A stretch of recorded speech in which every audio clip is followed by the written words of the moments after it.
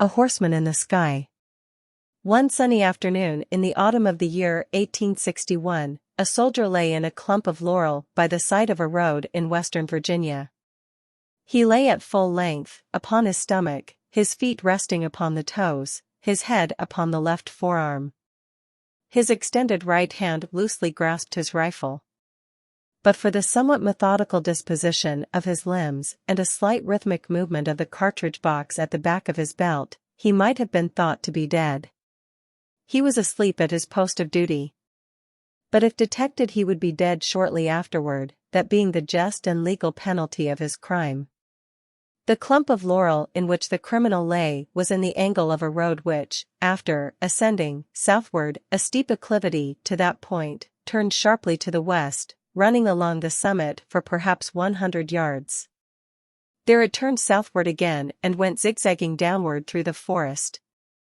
At the salient of that second angle was a large flat rock, jutting out northward, overlooking the deep valley from which the road ascended.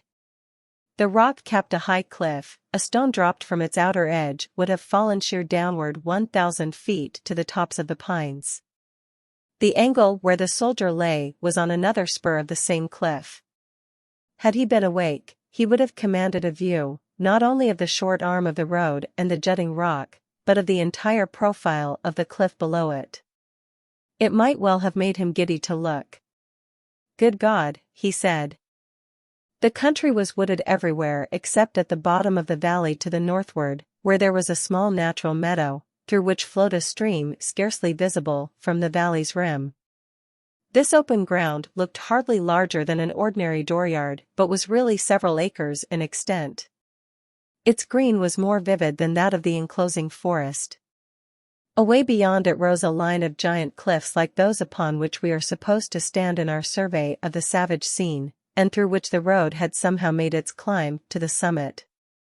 The configuration of the valley, indeed, was such that from this point of observation it seemed entirely shut in, and one could not but have wondered how the road which found a way out of it had found a way into it, and whence came and whither went the waters of the stream that parted the meadow 2,000 feet below.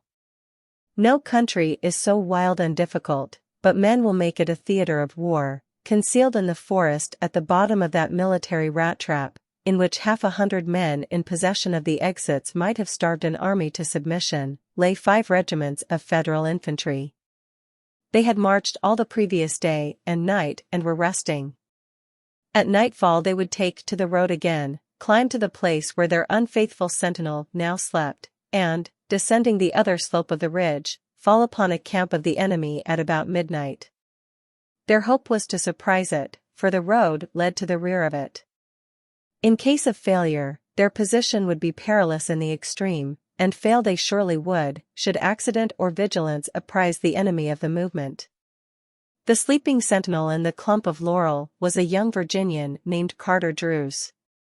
He was the son of wealthy parents, an only child, and had known such ease and cultivation and high living as wealth and taste were able to command in the mountain country of western Virginia. His home was but a few miles from where he now lay. One morning he had risen from the breakfast table and said, quietly but gravely, "Father, a Union regiment has arrived at Grafton. I am going to join it." The father lifted his leonine head, looked at the son a moment in silence, and replied, "Well, go, sir, and whatever may occur, do what you conceive to be your duty. Virginia, to which you are a traitor, must get on without you. Should we both live to the end of the war, we will speak further of the matter. Your mother, as the physician has informed you, is in a most critical condition. At the best, she cannot be with us longer than a few weeks, but that time is precious. It would be better not to disturb her." So, Carter Drews, bowing reverently to his father, who returned the salute with a stately courtesy which masked a breaking heart, left the home of his childhood to go soldiering. By conscience and courage, by deeds of devotion and daring, he soon commended himself to his fellows and his officers, and it was to these qualities and to some knowledge of the country that he owed his selection for his present perilous duty at the extreme outpost. Nevertheless, fatigue had been stronger than resolution, and he had fallen asleep. What good or bad angel came in a dream to rouse him from his state of crime, who shall say? Without a movement, without a sound, in the profound silence and the languor of the late afternoon, some invisible messenger of fate touched with unsealing finger the eyes of his consciousness, whispered into the ear of his spirit the mysterious awakening word which no human lips ever have spoken, no human memory ever has recalled. He quietly raised his forehead from his arm and looked between the masking stems of the laurels, instinctively closing his right hand about the stock of his rifle. His first feeling was a keen artistic delight. On a colossal pedestal, the cliff, motionless at the extreme edge of the capping rock and sharply outlined against the sky, was an equestrian statue of impressive dignity.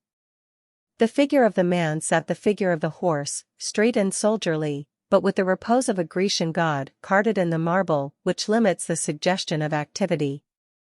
The grey costume harmonized with its aerial background, the metal of accoutrement and caparison was softened and subdued by the shadow, the animal's skin had no points of high light. A carbine, strikingly foreshortened, lay across the pommel of the saddle, kept in place by the right hand grasping it at the grip, the left hand, holding the bridle rein, was invisible. In silhouette against the sky, the profile of the horse was cut with the sharpness of a cameo. It looked across the heights of air to the confronting cliffs beyond. The face of the rider, turned slightly away, showed only an outline of temple and beard. He was looking downward to the bottom of the valley. Magnified by its lift against the sky and by the soldier's testifying sense of the formidableness of a near enemy, the group appeared of heroic, almost colossal, size. For an instant Drews had a strange, half-defined feeling that he had slept to the end of the war and was looking upon a noble work of art reared upon that commanding eminence to commemorate the deeds of a heroic past of which he had been an inglorious part. The feeling was dispelled by a slight movement of the group. The horse, without moving its feet, had drawn its body slightly backward from the verge. The man remained immobile as before. Broad awake and keenly alive to the significance of the situation, Drews now brought the butt of his rifle against his cheek by cautiously pushing the barrel forward through the bushes, cocked the piece, and, glancing through the sights, covered a vital spot of the horseman's breast. A touch upon the trigger and all would have been well with Carter Drews. At that instant the horseman turned his head and looked in the direction of his concealed foeman, seemed to look into his very face, into his eyes, into his brave, compassionate heart. Is it, then, so terrible to kill an enemy in war, an enemy who has surprised a secret vital to the safety of oneself and comrades, an enemy more formidable for his knowledge than all his army for its numbers? Carter Drews grew pale, he shook in every limb, turned faint, and saw the statuesque group before him as black figures, rising, falling, moving unsteadily in arcs of circles in a fiery sky. His hand fell away from his weapon, his head slowly dropped until his face rested on the leaves in which he lay. This courageous gentleman and hardy soldier were near swooning from intensity of emotion. It was not for long. In another moment his face was raised from earth, his hands resumed their places on the rifle, his forefinger sought the trigger, mind, heart and eyes were clear, conscience and reason sound. He could not hope to capture that enemy. To alarm him would but send him dashing to his camp with his fatal news. The duty of the soldier was plain, the man must be shot dead from ambush, without warning, without a moment's spiritual preparation, with never so much as an unspoken prayer, he must be sent to his account. But no, there is a hope, he may have discovered nothing, perhaps he is but admiring the sublimity of the landscape. If permitted, he may turn and ride carelessly away in the direction whence he came. Surely it will be possible to judge at the instant of his withdrawing whether he knows. It may well be that his fixity of attention. Drews turned his head and looked through the deeps of air downward as from the surface of the bottom of a translucent sea.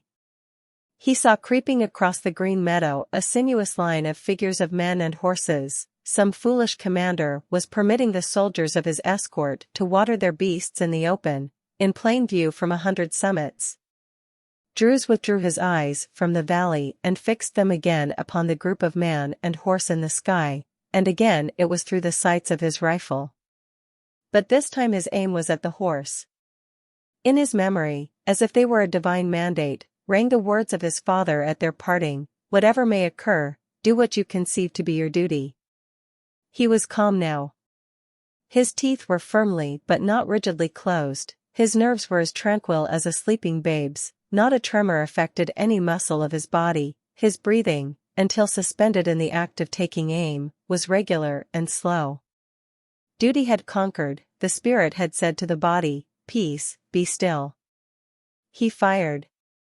An officer of the federal force, who, in a spirit of adventure or in quest of knowledge, had left the hidden bivouac in the valley, and, with aimless feet, had made his way to the lower edge of a small open space near the foot of the cliff, was considering what he had to gain by pushing his exploration further. At a distance of a quarter-mile before him, but apparently at a stone's throw, rose from its fringe of pines the gigantic face of rock, towering to so great a height above him that it made him giddy to look up to where its edge cut a sharp, rugged line against the sky. At some distance away to his right it presented a clean, vertical profile against a background of blue sky to a point half the way down, and of distant hills hardly less blue, thence to the tops of the trees at its base. Lifting his eyes to the dizzy altitude of its summit, the officer saw an astonishing sight, a man on horseback riding down into the valley through the air. Straight upright sat the rider, in military fashion, with a firm seat in the saddle, a strong clutch upon the rein to hold his charger from too impetuous a plunge. From his bare head his long hair streamed upward, waving like a plume. His hands were concealed in the cloud of the horse's lifted mane. The animal's body was as level as if every hoof stroke encountered the resistant earth. Its motions were those of a wild gallop, but even as the officer looked, they ceased, with all the legs thrown sharply forward as in the act of alighting from a leap. But this was a flight. Filled with amazement and terror by this apparition of a horseman in the sky, half believing himself the chosen scribe of some new apocalypse, the officer was overcome by the intensity of his emotions, his legs failed him, and he fell. Almost at the same instant he heard a crashing sound in the trees, a sound that died without an echo, and all was still. The officer rose to his feet, trembling. The familiar sensation of an abraded shin recalled his dazed faculties. Pulling himself together, he ran obliquely away from the cliff to a point distant from its foot. Thereabout he expected to find his man, and thereabout he naturally failed. In the fleeting instant of his vision, his imagination had been so wrought upon by the apparent grace and ease and intention of the marvelous performance that it did not occur to him that the line of march of aerial cavalry is directly downward, and that he could find the objects of his search at the very foot of the cliff. A half-hour later, he returned to camp. This officer was a wise man, he knew better than to tell an incredible truth. He said nothing of what he had seen. But when the commander asked him if in his scout he had learned anything of advantage to the expedition, he answered, "Yes, sir, there is no road leading down into this valley from the southward." The commander, knowing better, smiled. After firing his shot, Private Carter Drews reloaded his rifle and resumed his watch. 10 minutes had hardly passed when a federal sergeant crept cautiously to him on hands and knees. Drews neither turned his head nor looked at him, but lay without motion or sign of recognition. "Did you fire?" the sergeant whispered. "At what?" "A horse. It was standing on yonder rock pretty far out. You see it is no longer there. It went over the cliff." The man's face was white, but he showed no other sign of emotion. Having answered, he turned away his eyes and said no more. The sergeant did not understand.